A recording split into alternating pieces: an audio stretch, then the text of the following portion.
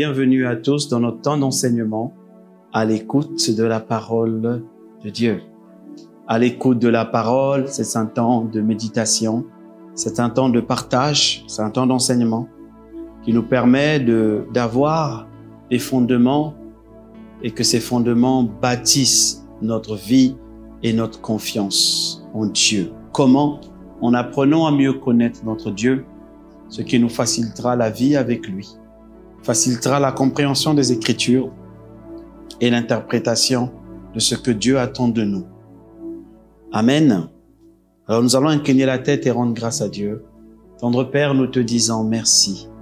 Merci pour ce temps que tu permets que nous puissions avoir pour partager la parole de Dieu et pour saisir ce que tu veux nous enseigner. Oh, combien il est profond de te connaître, combien il est important de te connaître. Merci parce que tu as pensé à tout cela et tu nous as donné ton esprit comme enseignant. Saint-Esprit de Dieu, prends la prééminence, la domination et prends toute la place. Parle, nous ton peuple, nous t'écoutons. Enseigne-nous, illumine les yeux de nos cœurs que nous puissions comprendre. Dans le nom de Jésus, nous t'accueillons. Amen. Béni soit le Seigneur qui permet que nous nous retrouvons encore ensemble en ce temps de partage, pour ce temps de partage. Je bénis Dieu pour vos pasteurs et je bénis Dieu pour les miens aussi, mes pères dans la foi, le pasteur Yves, le pasteur Ivan, ainsi que leur épouse. Je bénis Dieu pour vous, car c'est pour vous que nous sommes là. C'est pour vous que nous sommes là pour partager cette parole et pour obéir à une instruction divine qui est de contribuer à l'édification du corps de Christ. Amen. Alors, depuis plusieurs semaines, nous avons parlé de connaître Dieu, parce que l'objectif de ce programme est de nous emmener à mieux connaître Dieu. Mieux connaître Dieu. Un peu plus, selon ce que la Bible nous dit et selon ce qui est écrit, selon ce que l'Esprit nous demande de dire. Alors, nous avons parlé de cette importance, de ce que Jésus a dit, qu'il fallait connaître Dieu, parce que la vie éternelle était attachée à cela. Je vous invite à repartir dans les enseignements précédents.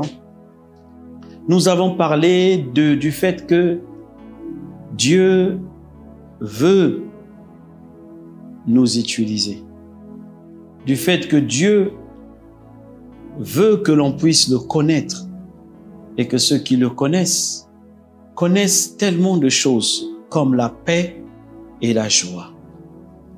Et dernièrement, nous avons parlé de l'importance de connaître Dieu pour avoir une foi stable, une foi qui tienne, une foi qui est bâtie non pas sur nos forces humaines, mais une foi qui est bâtie sur Dieu. Parce que c'est lui de qui l'ange Gabriel a dit « Rien n'est impossible ». Pas nous. Nous, tout, quasiment tout nous est impossible. Mais avec lui, en nous et par lui, rien ne nous est impossible. Jésus a dit, celui qui croit dira à cette montagne, jette-toi dans la mer. S'il ne doute pas, mais il croit que ce qu'il a dit arrive, il verra cela s'accomplir. Car rien n'est impossible à Dieu. Rien n'est impossible à Dieu.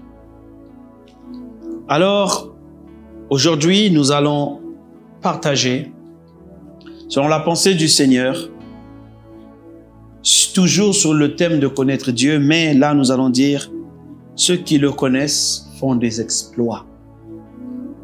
Ceux qui connaissent Dieu font des exploits. Oui. Vous savez, nous pensons souvent que nos vies ne servent pas. On a l'impression de regarder les vies des autres et de se dire que la vie d'un tel, de X ou de Y, va beaucoup mieux que la mienne. Mais alors, qu'est-ce que je fais? Suis-je venu accompagner les autres? Non, car Dieu ne fait exception de personne. Mais il y a un aspect que nous devons comprendre, que tu dois comprendre mon frère, que tu dois comprendre ma sœur. C'est que les opportunités de la vie sont là devant nous. Et Dieu a tout mis devant nous.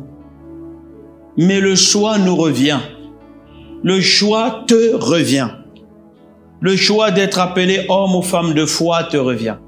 Le choix d'être appelé homme ou femme d'exploit te revient. Je connais beaucoup de gens qui aiment leur vie tranquille, calme. Leur vie sans changement, métro, boulot, dodo, travail. Non, c'est bon, j'aime ma vie, je m'occupe de mes enfants, un point, c'est tout. Et je connais ceux-là qui ont soif. Ceux-là qui disent, non, ma vie doit compter. Et qui se battent de par leurs propres moyens. Certains arrivent tant bien que mal. Certains, c'est difficile. Mais il y a une troisième catégorie de personnes, et c'est cette catégorie dont je prie Dieu que vous puissiez faire partie de cette catégorie.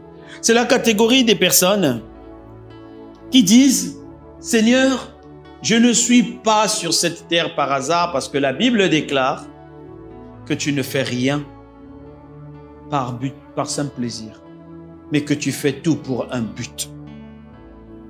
Et que si je suis sur cette terre, je suis là forcément pour accomplir quelque chose que tu veux que je fasse. Au-delà de ce que je regarde, de mes études, de mon école, de mon lieu de travail, non, c'est bien tout ça. Mais je veux faire ce que tu veux. Je veux accomplir ce que tu voulais au moment où tu me créais. Tu as écrit dans ton livre de vie, Marc, Hélène, Élisabeth, Jean-Jacques, voici ce pourquoi je t'envoie. Parce qu'il y a des choses à accomplir sur cette terre que vous devez faire.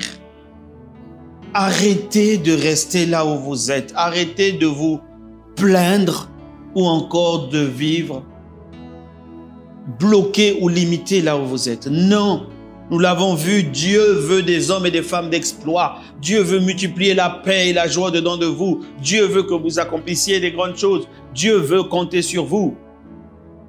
Et la prochaine session, nous parlerons du Dieu qui vous prépare pour des grandes choses. Alors, aujourd'hui, nous allons parler de ceux qui le connaissent font des exploits. Pourquoi? Parce que Dieu a des choses qu'il veut que vous puissiez faire. Dieu aussi a des problèmes. Dieu aussi se pose des questions. Quand nous lisons dans le livre d'Ésaïe 6 au verset 8, Ésaïe dit, « J'entendis la voix du Seigneur disant, « Qui enverrai-je et qui marchera pour nous ?»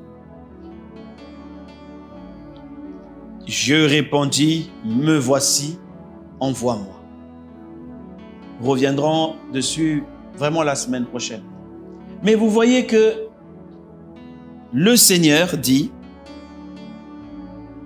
que lui aussi, il y a des problèmes.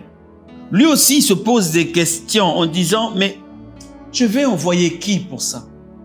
Il y a telle situation. Il y a tel problème que je dois régler. Mais qui enverrai-je? Il y a ce pays à sortir de la pauvreté. Il y a ces hôpitaux à construire. Il y a cette maladie dont les hommes meurent sans me connaître et dont quelqu'un doit trouver le remède. Il y a ces nations qui n'en connaissent pas encore Jésus, qui doivent être évangélisées. Mais il y a aussi les finances de ce pays qui doivent être redressées. Qui enverrai-je? Qui enverrai-je? Qui parlera pour nous? Qui ira dire nos paroles? Qui ira imposer nos paroles? Qui? Et nous sommes souvent en train de nous plaindre, mais Dieu aussi te cherche et t'attend. Dieu aussi a besoin de toi pour que tu rentres dans ton appel et que tu ailles parler pour le corps. Dieu cherche. Regardez ce qu'il dit à Asa, le roi de Juda. En ce temps-là, 2 Chroniques 16, verset 7. En ce temps-là, Anani, le voyant, alla auprès d'Asa, roi de Juda, et lui dit, « Parce que tu t'es appuyé sur le roi de Syrie et que tu ne t'es pas appuyé sur l'Éternel ton Dieu, l'armée du roi de Syrie s'est échappé de tes mains. Vous voyez, on a parlé dans les sessions précédentes, la foi et avoir confiance en Dieu. Là, le roi Asa n'était pas. Le verset 8 dit, les Éthiopiens et les Libyens ne formaient-ils pas une grande armée avec les chars et une multitude de cavaliers? Et cependant, l'Éternel les a livrés entre tes mains parce que tu t'étais appuyé sur lui. Car l'Éternel étend ses regards sur toute la terre pour soutenir ceux dont le cœur est tout entier à lui. Donc, Dieu a un regard qui se balade sur toute la terre. Il veut soutenir ceux dont le cœur est entier à lui, mais Dieu veut aussi, en étendant son regard, il cherche des gens, des hommes et des femmes qu'il va envoyer pour régler certaines situations. Pour faire fuir une armée, comme le cas du roi Asa, et pour accomplir ses desseins sur la terre. Dieu peut envoyer des anges le faire, mais la Bible est claire, il dit, il a donné la terre aux hommes, aux fils des hommes. Et Dieu compte sur toi. Il compte sur toi pour que toi tu comptes sur lui pour qu'il te fasse faire des exploits. Regardez ce qui est écrit dans Ézéchiel 22, verset 29. Le peuple du pays se livre à la violence, commet des rapines, opprime le malheureux et l'indigent, foule l'étranger contre toute justice. Je connais des peuples comme ça, où les étrangers sont foulés comme toute justice. Verset 30, Dieu dit, je cherche parmi eux, je cherche un homme qui élève un mur et qui se tienne à la brèche devant moi en faveur du pays, afin que je ne détruise pas. Mais je ne trouve point.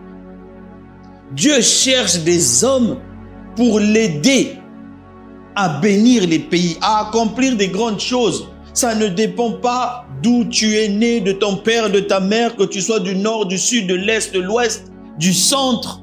On s'en fout. Excusez-moi.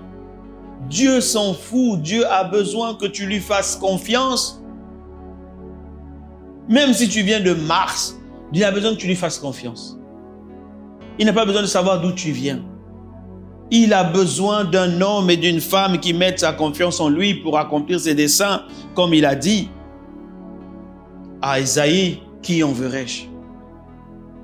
Un serviteur de Dieu qui est très connu, que j'aime beaucoup, un père dans la foi, l'évêque David Oyedepo a dit, Dieu lui dit il y a quelques années, dans les années 1980, il lui dit, David, il y a une place pour toi au sommet. Es-tu d'accord? Est-ce que tu le veux, cette place? Il dit, oui, je suis. Il a dit alors, obéis et fais tout ce que je te dirai de faire. Autrement dit, aie foi en moi et mets en pratique ce que je te dis de faire. Aie foi en ma parole et mets en pratique ce que je te demande de faire. Aujourd'hui, nous avons les résultats de ce que Dieu a accompli par cet homme, au travers de cet homme. Il n'était pas de grande famille. Il n'était pas d'une famille reconnue. Il n'était pas d'une famille aisée. Il n'était pas d'une famille dont on disait que non, c'est l'ethnie, c'est le groupe, c'est ceci, c'est le cercle d'influence. Non. C'était un homme simple qui a fait confiance à Dieu, comme tous ceux dont on a vu à notre dernière séance, qu'on appelle les hommes de foi. Mais qu'est-ce qui fait que ce ne soit pas toi? Pourquoi ce ne serait pas toi? Pourquoi ça ne serait pas moi? Pourquoi? Pourquoi?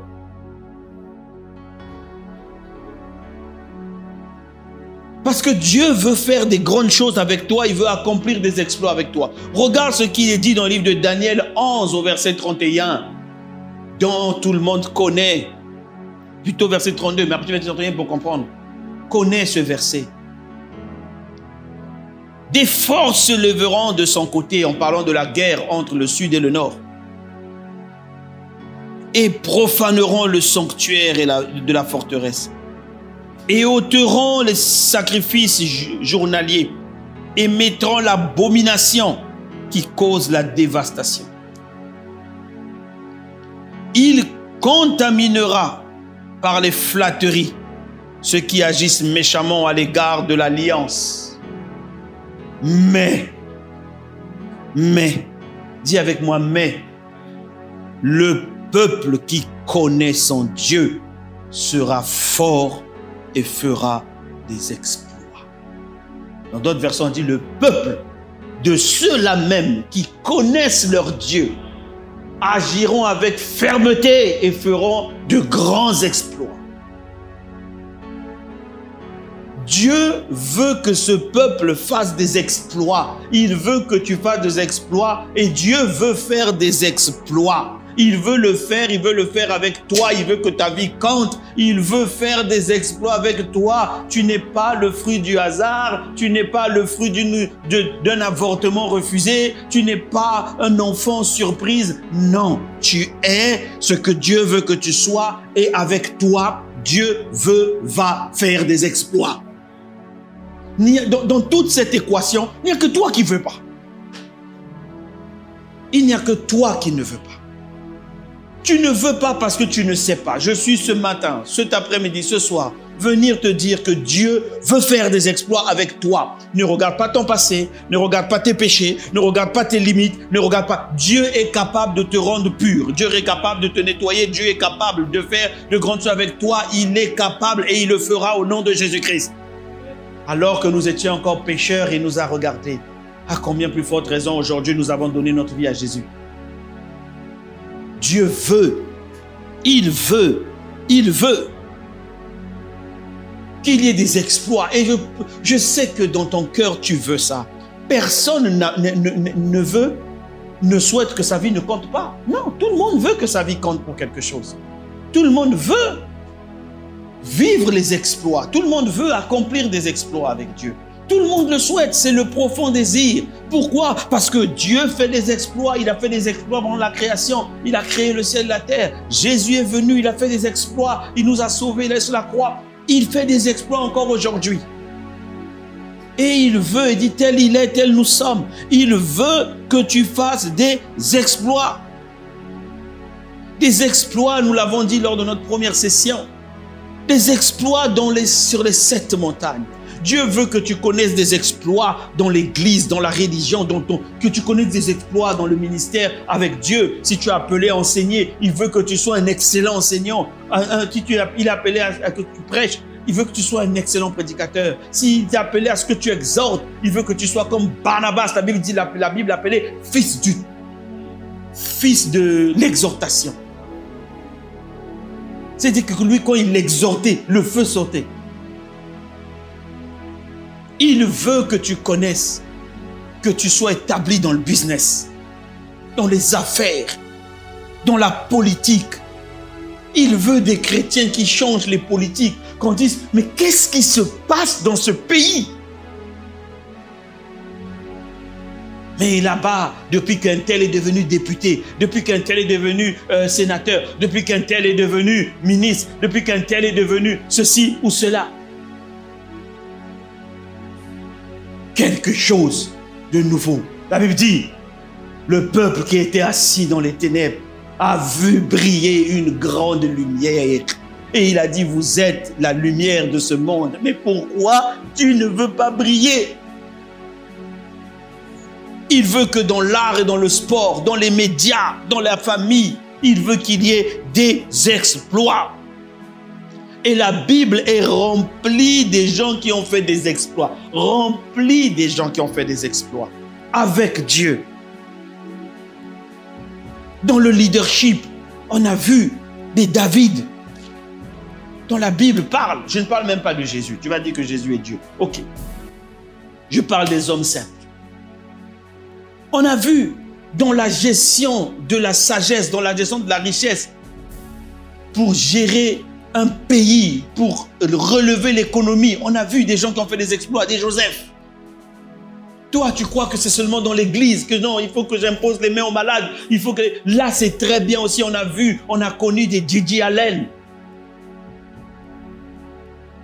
On a connu des serviteurs de Dieu qui ont imposé les mains aux malades. On a connu des grands serviteurs de Dieu, les Marion Branham, les T.L. Osborne, qui ont fait des exploits. On a connu. Dans l'église, il y a des exploits à faire. Il y a des nations à sauver. Il y a des églises à implanter. Mais ce n'est pas tout. Dans les richesses de ce monde, on a vu des gens comme Salomon, dont la richesse, même Jésus a cité la richesse de Salomon. On a vu dans les relations maritales des exemples de mariage, de Sarah, d'Abraham, d'Isaac et de Rebecca, des Ruth et des Boaz, des exploits. On a vu dans les conseils du roi, dans ceux qui occupaient des places de commandement dans les nations, on dit oui, quelqu'un qui prie ne peut pas être en politique. Qui vous a menti? David était en politique, Salomon était en politique, Joseph était en politique, même Abraham, il était en politique, il dealait avec les rois constamment. Ils géraient tous des hommes. Et Daniel était en politique. Ils étaient en politique.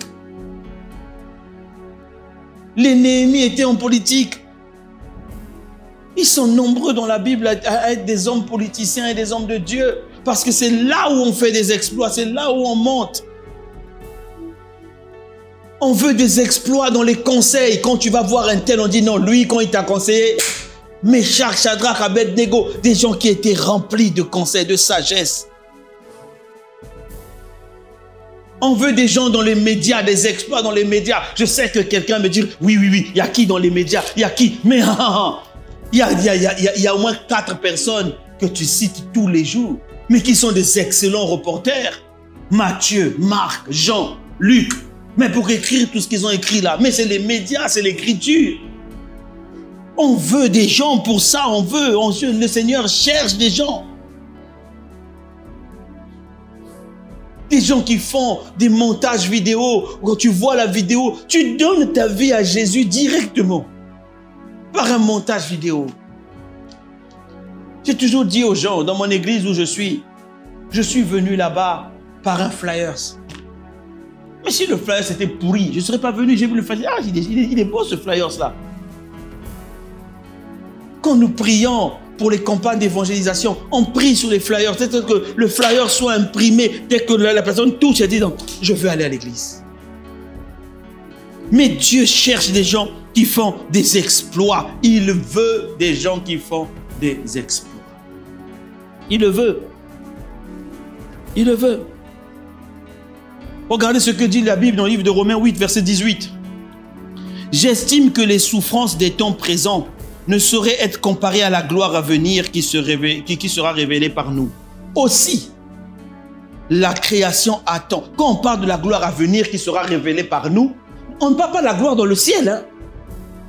Dans le ciel, il n'y aura plus une gloire qui sera révélée par nous. Là-bas, c'est la gloire de Dieu qui sera révélée par lui-même. Quand Paul écrit dans Romains 8, il dit bien, j'estime que les souffrances du temps présent ne sauraient être comparées à la gloire à venir qui sera révélée pour nous aussi. La création attend-elle avec un ardent désir la révélation des fils de Dieu. On n'a pas dit, on dit la création, le bois, la mer, les poissons, tous ils attendent être gérés par des gens qui viennent parce que le sol a été maudit depuis Adam. Alors les seules personnes qui peuvent enlever la malédiction du sol, ce sont des oins de Christ sur la terre, vous et moi. Dans tous les domaines, nous devons impacter, nous devons toucher, imposer les mains au sol et les sols, les nations, les richesses de pays, les diamants, l'or, le pétrole, tout ça. Il y a des domaines difficiles comme les énergies. Il faut qu'il y ait des serviteurs de Dieu là-bas. Il le faut. Pourquoi? Sinon, c'est compliqué. Il y a des dimensions spirituelles où Dieu doit délivrer d'abord la création. La Bible dit la création attend un ardent désir. pour révéler cela. Et c'est vous, ne comptez pas parce que je ne connais pas un tel. Non, faites confiance à Dieu, simplement. Faites confiance à Dieu. Faisons confiance à Dieu. Et suivons ce qu'il dit. Il demande juste un engagement. Un serviteur de Dieu racontait une vision. Un serviteur que j'aime beaucoup, s'appelle James Gold. Aux États-Unis, il racontait une vision. Et il dit dans cette vision, j'ai entendu la voix du Seigneur crier, où sont mes David? Où sont mes Esther? Où sont mes Salomon? Où sont mes Joseph? Où sont ceux-là qui m'aimaient et que j'ai établis sur les sommets des nations afin de faire briller les nations? Ils sont où? Non, Seigneur, ils sont en train de dormir. Ils attendent le SMIC. Ils attendent que l'État vienne les aider. Ils attendent les aides de l'État. Sors de là. Sors de là. Parce que Dieu veut faire des exploits avec toi. Et pour qu'il fasse des exploits avec toi, tu dois le connaître. Tu dois le connaître. On va prendre juste un exemple d'une personne ou d'un groupe de personnes qui connaissaient Dieu, ils ont fait des exploits avec Dieu. C'est dans le livre de Daniel. On ne va pas prendre beaucoup, il y en a tellement. Ils connaissaient Dieu. Vous voyez, quand on lisait le livre de Daniel, dès Daniel 1, quand on a pris, Daniel était esclave. Il faut revenir dans le contexte. Esclave ramené à Babylone. Mais esclave. Mais dans cet esclavage-là, il est devenu presque le roi. Dès le départ, il connaissait Dieu. La Bible dit dans Daniel 1 au verset 8, « Mais Daniel proposa dans son cœur qu'il ne se souillerait pas avec les portions des mets du roi. C'est pourquoi il demanda au prince des eunuques afin qu'il ne puisse pas se souiller. Et Dieu a apporté à Daniel faveur et amour compatissant. Compatissant du prince et amour compatissant du prince des eunuques. » Il connaissait Dieu. Pour aller dans cette dimension d'exploit, tu dois t'engager à connaître Dieu. Il savait que pour lui, il n'était pas question de souiller son corps. Dieu a dit, ok, tu sais, comme tu connais mes principes, tu connais la loi, tu ne veux pas te souiller, pour moi, c'est bien. Il a accordé sa faveur. Mais il connaissait Dieu. Dans le livre de Daniel 2, au verset 3-4, la Bible dit que le roi a eu un songe ou une vision qu'il n'arrivait pas à expliquer. Mais Daniel déjà était très intelligent parce que dès la première fois qu'il avait refusé de se souiller, la Bible dit qu'ils ont été trouvés parmi les plus intelligents parce qu'ils ont gardé. Mais c'est leur connaissance de Dieu qui a fait se préserver. Après cela, ils ont été envoyés. Le roi a fait un rêve. Il n'arrivait pas à expliquer. On a appelé les eunuques. Il a dit, non seulement j'ai fait le rêve, mais j'ai oublié le rêve. Si vous ne trouvez pas le rêve là, je vais tous vous tuer. Mais Daniel, la Bible dit qu'il alla dans le verset 13 de Daniel 2, il dit, et le décret fut publié que les hommes sages allaient être tués. Et on cherchait Daniel et ses compagnons afin qu'ils soient tués. Alors Daniel répondit avec prudence aux sages, à la sagesse à Arioch, le capitaine des gardes du roi qui sortit pour les tuer, pour tuer les hommes sages et Babylone. Et Daniel encore entra et pria le roi qui lui donne du temps et qu'il déclarerait l'interprétation au roi. Alors Daniel alla dans sa maison et il fit connaître la chose à Hanania, Mishaël, Azarias, qu'on appelait Meshach, Shadrach et Abednego, ses compagnons, afin qu'ils demandent miséricorde à Dieu, au Dieu du ciel concernant ce secret, afin que Daniel et ses compagnons ne périssent pas avec les restes des hommes sages de Babylone. Alors le secret fut révélé à Daniel. Mais pour prendre une décision comme ça, allez dire au roi, calme-toi, on va aller prier, Dieu qui est dans le ciel va nous dire. Mais il faut connaître Dieu.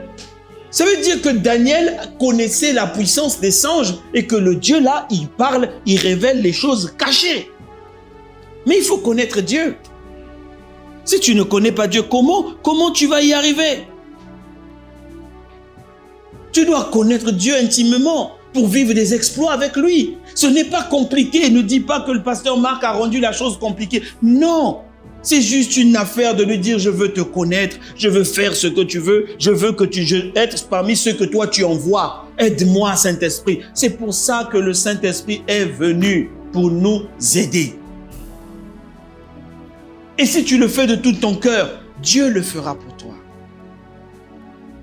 La Bible dit quoi? Un peu plus tard, on a fait de telle sorte qu'on mette une statuette, que tous ceux qui ne se prosternent pas devant la statuette dans Babylone doivent mourir. Les compagnons de Daniel ont dit, nous on ne se prosternera pas. Pourquoi? Ils connaissaient Dieu, ils savaient que tu ne te prosterneras pas devant un autre Dieu, si ce n'est devant ton Dieu. Ils ont dit, on ne fera pas. Le roi a dit, je vous ramène devant moi, je vous donne quelques jours. Vous le lirez dans Daniel 3. Nous sommes arrivés à la fin du temps, donc je vais vite. Il dit, le roi dit, au prochain coup, si vous ne vous prosternerez pas, on va vous jeter dans la fosse avec, dans la fournaise ardente. Mais ils ont dit au roi, pas la peine d'attendre le prochain coup. Quelle confiance, quelle audace. Ils disent au roi, on ne va pas se prosterner, pas la peine d'attendre le prochain coup, pas la peine. Le roi dit, on va voir si votre Dieu est capable. Ils ont dit, notre Dieu est capable de nous délivrer de là. Mais même s'il ne le fait pas, nous on le connaît, on ne va pas se prosterner. Quelle audace! Quelle audace! Quelle audace! On a dit, jetez-les. On a chauffé la fournaise 7 fois plus. Dès qu'ils ont fait 7 fois plus, oh, ils savaient déjà que 7 fois c'est la perfection. Dieu lui-même sera là. Ils ont pris, ils ont jeté. On a dit que ceux qui sont allés les jeter dedans, eux-mêmes sont morts avec la chaleur. Mais pendant qu'ils les jettent, la Bible dit que le roi lui-même regarda et dit, oh, n'avons-nous pas jeté 3 personnes? Mais je vois un 4e. Il est vrai au roi. Il répondit, oh, voici, je vois 4 hommes déliés marchant au milieu du feu. Oh, Jésus!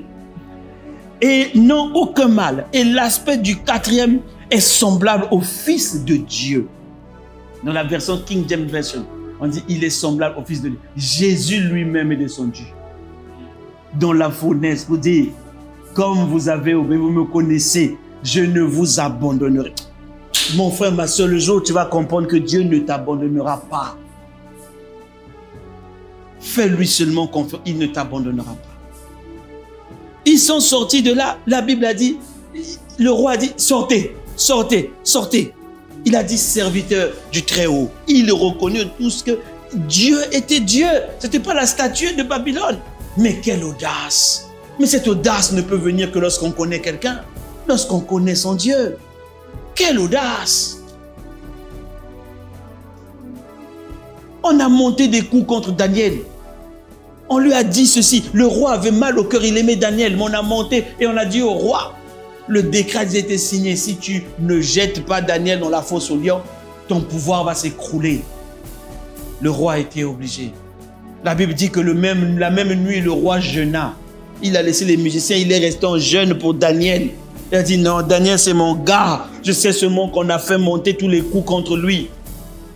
Le matin très tôt, il est venu, la Bible dit, il cria, Daniel, Daniel, oh, serviteur du grand roi, du grand Dieu vivant, est-ce que tu es toujours debout, est-ce que tu es toujours vivant? La Bible dit que Daniel dit, oh roi, vis pour toujours. Mon Dieu a envoyé un ange et a fermé la gueule des lions, si bien qu'ils ne m'ont fait aucun mal. D'autant, les lions sont devenus comme des petits toutous. D'autant que devant lui, l'innocence a été trouvée en moi.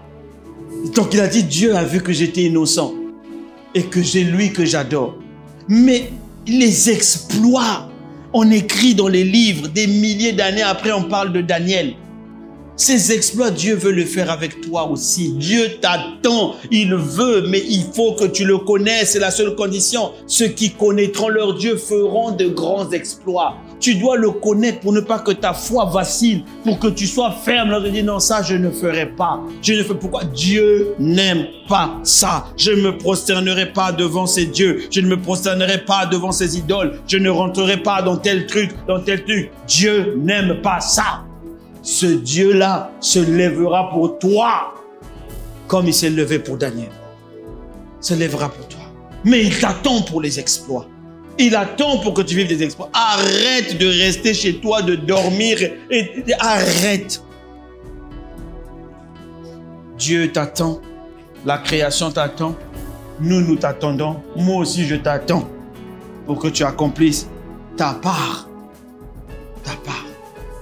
Que le Seigneur illumine les yeux de cœur de ses enfants. Qu'ils voient la grandeur de Dieu et ce pourquoi Dieu vous a appelé. Ô Éternel, étends ta main sur eux afin que ton nom soit glorifié. Étends ta main afin que les exploits s'accomplissent. Que quelqu'un voit le feu du Saint-Esprit naître dans de lui pour dire ma vie doit compter aussi. Car c'est la volonté de Dieu. Merci Seigneur pour ta parole. Merci. Parce que personne ne restera en laisse. Personne ne restera derrière. Tu l'as dit et tu le feras. Merci Seigneur. Dans le nom puissant de Jésus, nous avons prié. Amen. Que Dieu vous bénisse, mon frère et ma soeur. Ceux qui connaissent Dieu font des exploits. Et vous êtes de ceux-là. Levez-vous. Dieu vous garde. Que Dieu vous bénisse. Si vous n'avez pas encore donné votre vie à Jésus, ne partez pas tout de suite. Nous nous excusons pour le petit débordement de 5 minutes. Et que Dieu vous bénisse. Bonne journée, bonne soirée, bon après-midi. À la prochaine session.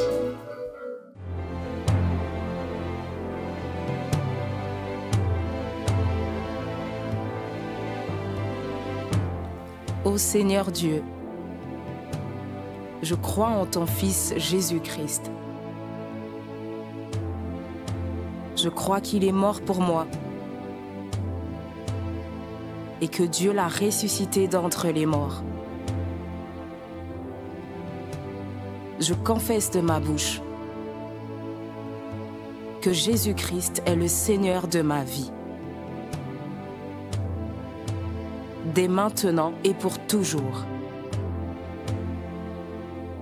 Je donne ma vie à Jésus-Christ dès aujourd'hui et j'ouvre mon cœur par la foi et reçois le salut.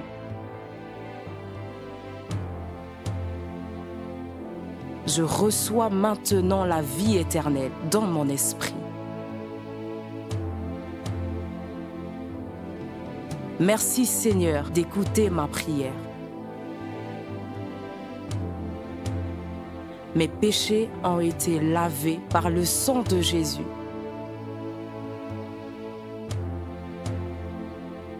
Christ vit maintenant en moi. Et je suis libre. Je suis sauvé. Je suis né de nouveau. Et dès aujourd'hui, je marche en ayant conscience de ma nouvelle vie en Jésus-Christ. Amen.